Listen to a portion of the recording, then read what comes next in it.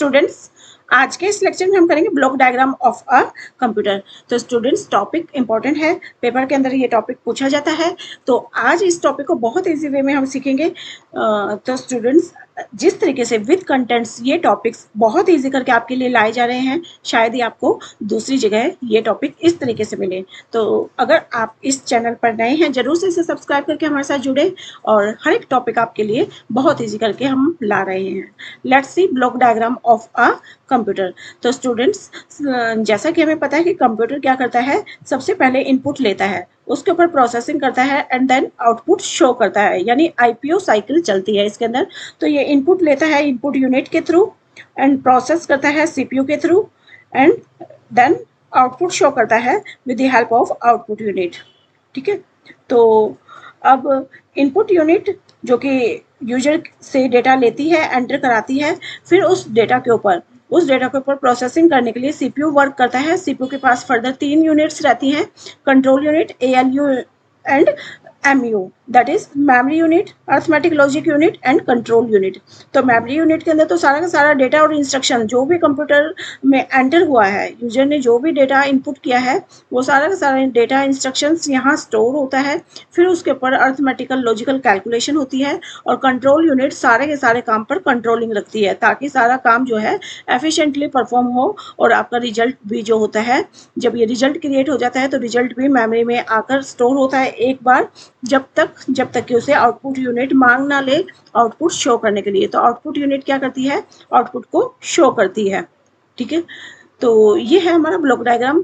और memory unit के अंदर ये जो बात हो रही है, ये प्राइमरी मेमोरी है। तो प्राइमरी मेमोरी के साथ सेकेंडरी मेमोरी, प्राइमरी मेमोरी तो डेटा को स्टोर करती है टेम्परेरी पर्पस के लिए। ठीक है, थोड़ी देर के लिए आपका डेटा स्टोर करती है, लेकिन अगर वो डेटा बहुत सारा है और उसको परमानेंट स्टोर कराना है तो सेकेंडरी स्टोरेज डिवाइसेस की हेल्प ली जाती है। ठीक है, अब देख लेते हैं इन सारी यूनिट्स को वन बाय वन करके, जो है विद द कंटेंट्स। तो सबसे पहले देखते हैं इनपुट यूनिट। तो इनपुट यूनिट क्या करती है, it links the user with the computer, user को कंप्यूटर के साथ जोड़ती है, क्योंकि यूजर को डेटा देना होता है कंप्यूटर को, और ये कंप्यूटर को डेटा किस तरीके से देता है, with the help of input unit, यानी इनपुट यूनिट ही उसके इनपुट को जो है एक्सेप्ट करके कंप्यूटर को देता है। It accepts the data and instructions from the user, तो यूजर से डेटा और इंस्ट्रक्शंस को एक्सेप्ट करती है input unit. It converts this data and instruction into computer acceptable form, क्योंकि जो ये डेटा है, जो ये इंस्ट्रक्शंस हैं, जो कंप्यूटर ह्यूमन बींग्स ने दी है, उसको मशीन को देना है। अब कंप्यूटर को देना है तो कंप्यूटर एक्सेप्टेबल फॉर्म में ही उस डेटा को दिया जाता है, यानी मशीन लैंग्वेज में। कंप्यूटर को मशीन लैंग्वेज जो समझ आती है, उस फॉर्म में जो है डेटा कंप्यूटर को दिया जाता है। ये इनपुट यूनिट करती है ये काम। It supplies this converted data and instruction to computer system for further processing. तो इस तरीके के जब ये डेटा कन्वर्ट हो जाता है, कंप्यूटर को ये दे दिया जाता है ताकि कंप्यूटर इस पे अपना फर्दर काम कर ले। एग्जाम्पल ले इनपुट यूनिट का, तो इनपुट यूनिट के अंदर वो सारे इनपुट डिवाइसेज आते हैं जिनके थ्रू हम इनपुट कंप्यूटर को देते हैं। तो keyboard, mouse, light pen, scanner, joystick, voice recognition and card reader, OCR, optical character reader, optical mark reader, floppy drive, disk drive, tape drive, cartridge, tape drive, ये सब एग्जांपल्स हैं input unit के। तो ये सारे इनपुट डिवाइसेज हैं जिनके through हम एक यूजर इनपुट कंप्यूटर को देता है। नेक्स्ट आती है आउटपुट यूनिट। तो आउटपुट यूनिट क्या करती है, it links the computer with the user. अब कंप्यूटर ने जो भी रिजल्ट प्रोड्यूस किया है वो यूजर को देना होता है, तो कंप्यूटर और यूजर के बीच में आउटपुट यूनिट यहाँ लिंक का काम करती है, बिल्कुल वैसे जैसे इनपुट यूनिट करती है।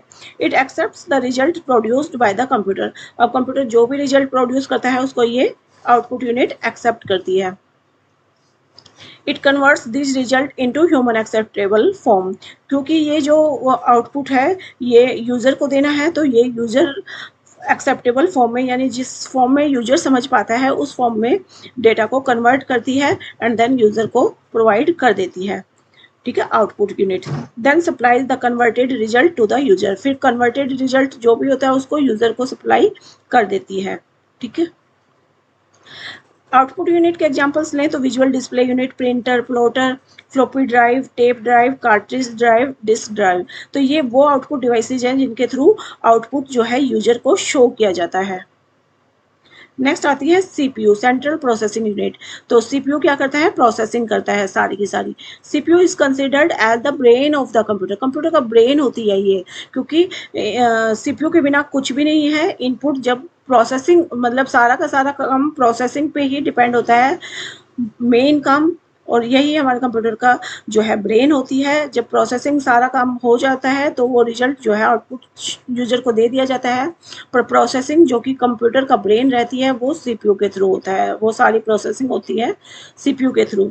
CPU performs all type of data processing operation, सारे के सारे प्रोसेसिंग ऑपरेशंस जो है सीपीयू ही करता है with the help of MU, ALU, CU. तो ये क्या है, ये तीनों यूनिट्स हैं, इनकी हेल्प से सीपीयू ये काम करता है। अब सीपीयू की फर्दर 3 यूनिट्स होती हैं, सीयू, एएलयू, एमयू, यानी control unit, ALU arithmetic logic unit and memory unit. इन तीनों यूनिट की हेल्प से सीपीयू अपना काम करता है। अब देख लेते हैं इन तीनों यूनिट्स के बारे में वन बाय वन करके। मेमोरी यूनिट क्या करती है, जैसा कि इसके नाम से पता चल रहा है ये मेमोरी होती है। ये सारा का सारा डेटा, इंस्ट्रक्शंस और रिजल्ट, इन तीनों को ही स्टोर करती है। तो क्या क्या स्टोर करती है, जो डेटा इंस्ट्रक्शंस यूजर ने दिया है उसको स्टोर करती है। फिर उसके ऊपर जो इंटरमीडिएट रिजल्ट, यानी जो आधे रिजल्ट तैयार हुए हैं, जो बीच के रिजल्ट तैयार हुए हैं उनको स्टोर करती है। फिर उसके बाद जो फाइनल रिजल्ट आ गए हैं उनको भी स्टोर करती है मेमोरी यूनिट। और इसके अलावा सारे के सारे इनपुट एंड आउटपुट्स ये मेन मेमोरी के थ्रू ही इनपुट और आउटपुट सब ट्रांसमिट होते हैं, यानी मेमोरी यूनिट के थ्रू ही सारा का सारा इनपुट आउटपुट जो है ट्रांसफर होता है। ठीक है। फिर आती है अर्थमेटिक लॉजिकल यूनिट। ये यहाँ सारी की सारी अर्थमेटिकल कैलकुलेशन होती है और लॉजिकल कैलकुलेशन भी होती है। It performs arithmetic operation like addition, subtraction, multiplication, division. अब सारा का सारा कैलकुलेशन वर्क जो है ये वाली यूनिट करती है अर्थमेटिकल। और इसके अलावा जो लॉजिकल कंपैरिजंस हैं या ऑपरेशंस हैं, जैसे कि लॉजिकल हम किसी तरीके से कंपेयर कर रहे हैं, less than, equal to, greater than, इस तरीके के सारे कंपैरिजन, सारे ऑपरेशंस भी जो है लॉजिकल यूनिट करती है, यानी एएलयू करती है। नेक्स्ट आता है control unit. It is responsible for controlling the transfer of data and instructions. तो ये किस लिए रेस्पॉन्सिबल होती है, सारा का सारा डेटा और इंस्ट्रक्शंस जो हमारे कंप्यूटर में ट्रांसफर होता रहता है यहाँ से वहाँ, उस सारे प्रोसेस को ये कंट्रोल करके रखता है। क्योंकि अगर कंट्रोलिंग नहीं होती तो हमारे काम के अंदर एफिशिएंसी नहीं आएगी और हमारा डिजायर्ड आउटपुट नहीं आ पाएगा।